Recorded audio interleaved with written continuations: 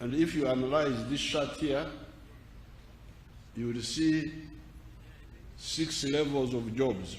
People are always talking about jobs, but they never bother to find out where the jobs come from. Level 1 of this chart is to grow the cotton. When you grow the cotton, you create jobs for some people and you earn money. Level 2 is to gin the cotton. There are a number of ginneries where you remove the seeds from the cotton. Level 3 is to make yarn, to make thread out of the pamba. That means if we export cotton 1 kilo, after you have removed the seeds, you may get $1 per kilo. But if you make yarn, the value goes up. And you also create jobs for the people who work in the spinning factory to make the yarn. Level 4, weave the cotton. You weave it into a cloth, into a jora, into a fabric. That means you add more value, but you also create more jobs. Level 4, print colors into the fabric. More value, more jobs. Finally, level 6, tailor the fabric into a garment. Auctioneer. By this time, the kilo from which we got $1 is able now to bring you $14 or $15. So this is another battle we have been engaged in, adding value to our raw materials. And that is phase 4. Phase 5 is to introduce a new economy based on knowledge. You have seen your people making vehicles, making automobiles, vaccines, assembling and trying to make computers, going into the pharmaceutical industry. That's now a new level of industrialization. Now, when we are doing all this, we need money for supporting the economy, for building infrastructure, and also for supporting social services, which include health, education, and so on. And this is where we get now another point which I would like you to appreciate. When the other small economy of the colonial times, even before it collapsed, the education went through was elite education. Education for a few, very few people. You can go and check how many children were in the primary schools by 1962. Very few. You can check how many children were in the primary schools, how many pupils were in the secondary schools. Very few. So the education at that time was for a small number of people, for a few people.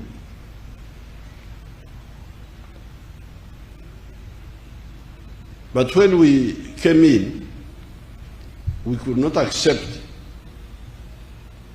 the idea of elite education. we had to insist on the mass education. That's what the previous speakers were talking about, what Mama was talking about,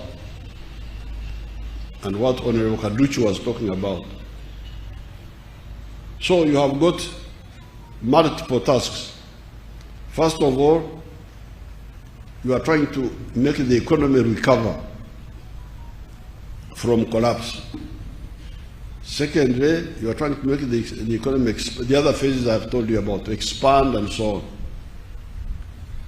At the same time, you have got this big task of not just dealing with a small number of learners, but dealing with the large number of learners. If we are dealing with a small group of learners, we would have few teachers to teach them. And they could be paid very well, the few teachers, to teach a few. But what would be the impact on the country? You have heard what Honorable Kaduchi told you, that because of the mass education, in spite of all the problems we have, the literacy rate has gone from 43% to 76% now. So now,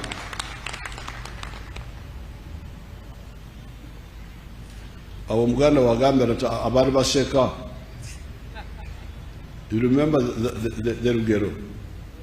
Abari baseka bajje bandabe. Those who are laughing at our strategy. Now you see, literacy has gone up. So now, when you have this problem of dealing with the recovery of the economy, at the same time dealing with the bigger mass education, mass vaccination, because for everything we do is mass. We try to cover everybody. Mass vaccination, mass education, security for all, to bring peace in the whole country. All this needs money. So what do? This is where now bad planners bring the idea of, Banyankole call it okumemerera. I think Baganda call it okumamira. My people told me that in Luo, it is called poro. Sprinkling small. That strategy we don't accept. When we were in the bush fighting, we had a lot of problems, including hunger. We didn't have enough food. If you don't have enough food, what do? If you democratically starve everybody, what will happen when the enemy comes to attack you? That's why I would say, the little food which is there, give more to the people who are on duty today, the ones who are guarding the camp, so that for them they stay awake, because when you are hungry, you doze. So even when we are sleeping because of hunger, at least somebody is awake. But some people are saying, no, feneka tuebake, what for to fail. That one I cannot accept. This is really, this is suicidal. This fellow who is guarding the camp now, he is not the most important necessarily. He may be a small person, but he's the one guarding the camp. Let him stay awake. when you are hungry, you are dozing most of the time. Let's sleep, but when the enemy comes, this one with a lot will wake us up, and we shall survive. And then that's where the other proverb comes in. Kamukamugwechi, kamukamugwechi, kamukamugwechi, akwate mpora korachi, bugubugusichi, byona mubizemu.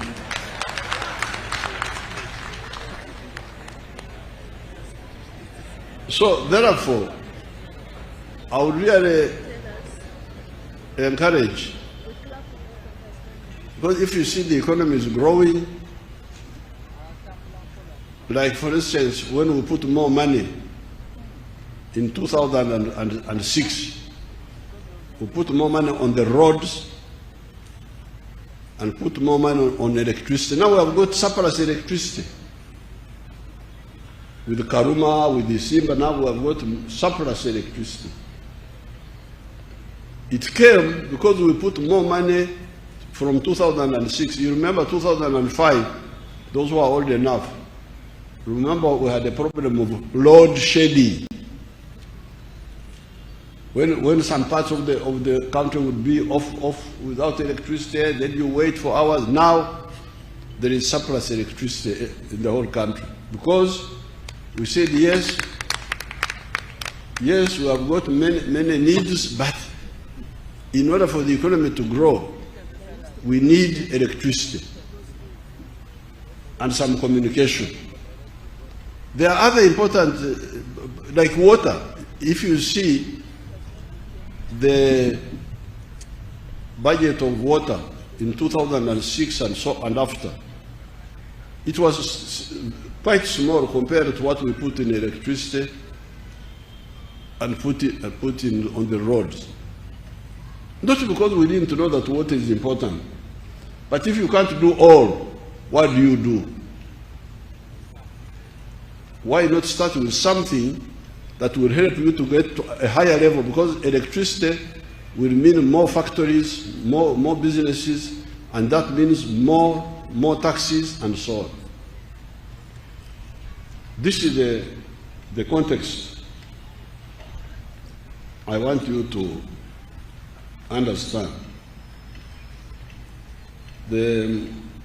Of course, Mama told you other aspects, like for instance, the teachers in the private schools are getting less money, but they work more.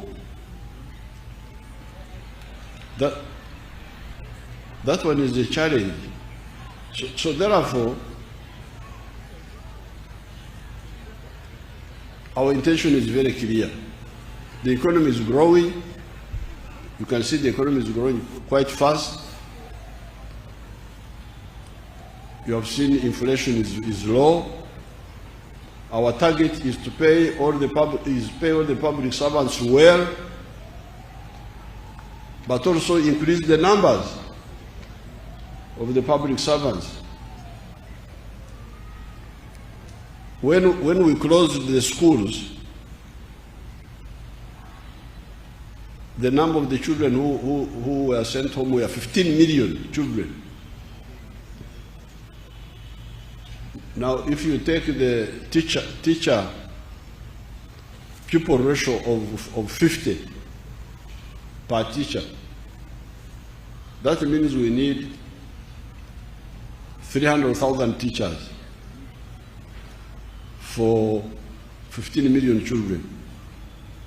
In our time, it was one teacher to 40 pupils. So you can see we need more teachers.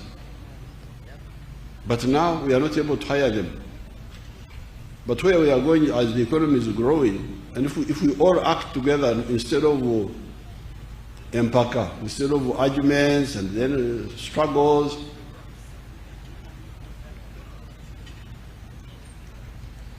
Because when I put my foot down, and I said we should start with the scientists.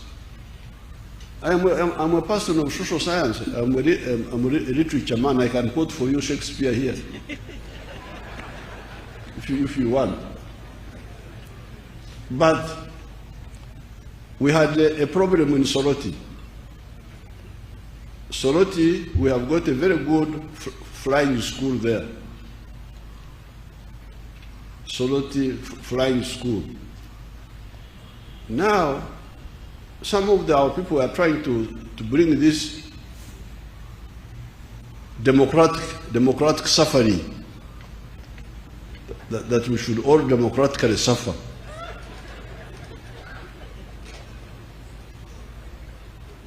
But in Soroti, you had the administrators, the human resource, the personnel, the secretaries, the what. But in Soroti, what we needed were pilots. Yes, we needed some administrators, but without pilots, there is no meaning to a flying academy. We needed pilots and aircraft engineers. Now, in the private sector, a pilot on a jet engine is earning 25 million shillings. So, if you don't pay them that, they will not come to Soroti, and the academy will close. So, when we told no, but when we checked, the general manager, who is a man of Greek or Latin, who studied literature like me, he wants to get more money than the pilots, and you don't have the money. So we told the Soroti people, please, here we need pilots. There may be smaller people in terms of rank, but they are the ones we need. So we started paying the pilots what they should be getting in the private sector, in the aircraft company, in the airlines. And the academy now is big business, attracting students from many parts of Africa. So this is what we are talking about. What do you do? What we need now in the case of Soroti, what we cannot do without, the human resource person can resign and go, and we get another one. The personnel person can resign, but the pilot instructor, if he's not there, there's no academy. So what do we do now? So really, my young comrades, this is the issue. We don't have to waste time on this. It is clear we have, some of us have been involved in all this for a very long time. When we were fighting, that's what we did. We had many needs. You need clothes. You need medicine. You need shelter. But when we were fighting, what we needed most was a rifle and the bullets. How about clothes? Don't worry. If you get them, put them on. If you don't, even a naked person can shoot you.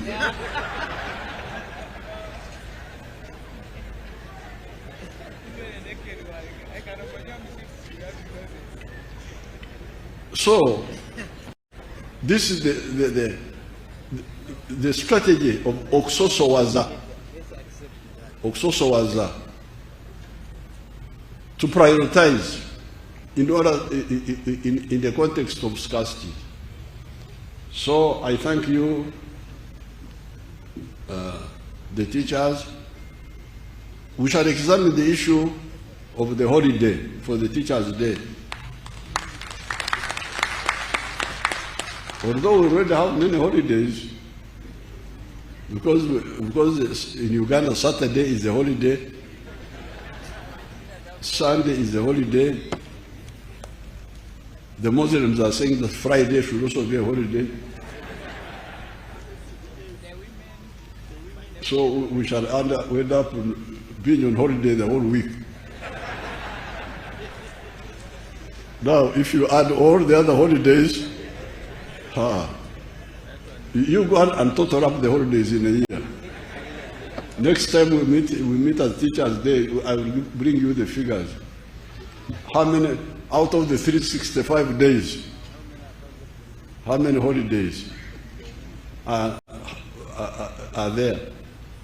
And how many days of working? This one study, I will report back when we to your people. I want to thank Ireland, the country of Ireland. They are very good friends. They always help. Sincerely, I thank them so much. And as Mama was saying, the Irish teachers are always doing a great job. Sister Kefas is the one who educated our girls at Namagunga. Then you have got Dr. Dagan. Dr. Dagan was very active in Zambia. We really appreciate convey our thanks to the Irish people. They are good friends. And the ambassadors are also very active and friendly people. With these few words, I congratulate you again, and I wish you good luck. Tomorrow, Mpola Korachi. Mpola Korachi. Akwate Mpola Korachi. Waro awatakiriza Katonda bayambi. Thank you very much. Thank you very much, Your Excellency. Your Excellency, we beg for your indulgence. There is a moment of signing a dummy check for the pledge you gave to the Teachers' Circle, which you honored.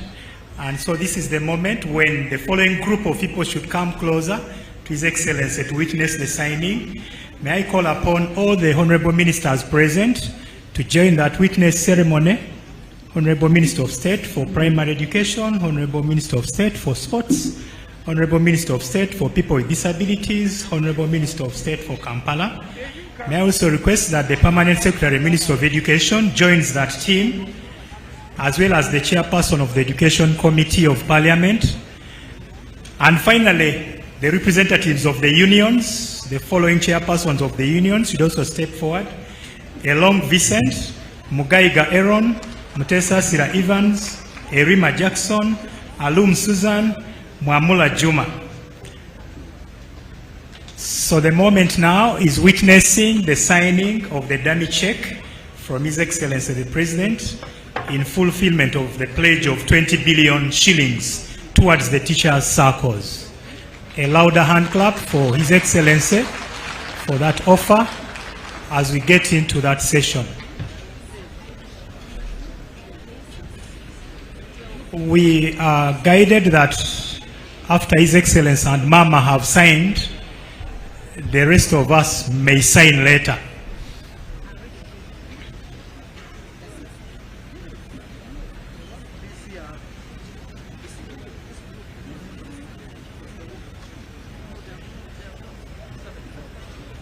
So this is the moment when His Excellency, the President of the Republic of Uganda, is appending his signature on a dummy check to confirm the offer of 20 billion Uganda shillings towards support of the teachers' circles.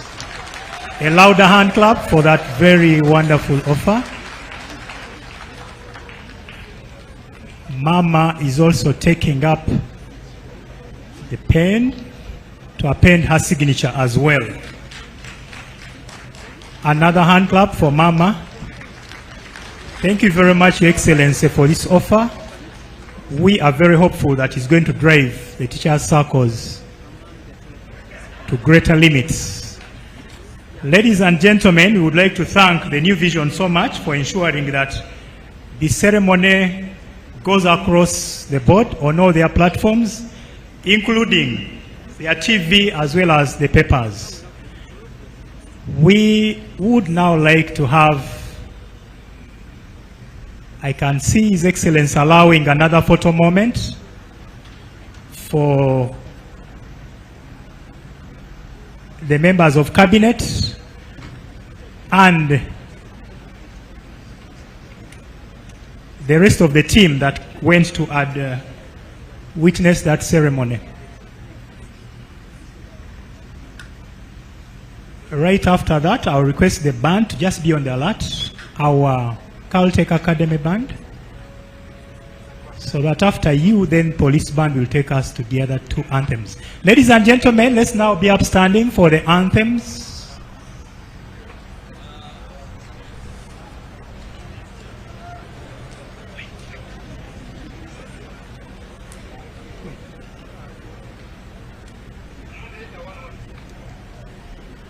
So we get to the anthems. May I request Caltech Academy to lead us in the teacher's anthem. Then police band will take us through the East African and the national anthem. And the rest of the activities will continue as we witness the departure of our chief guest.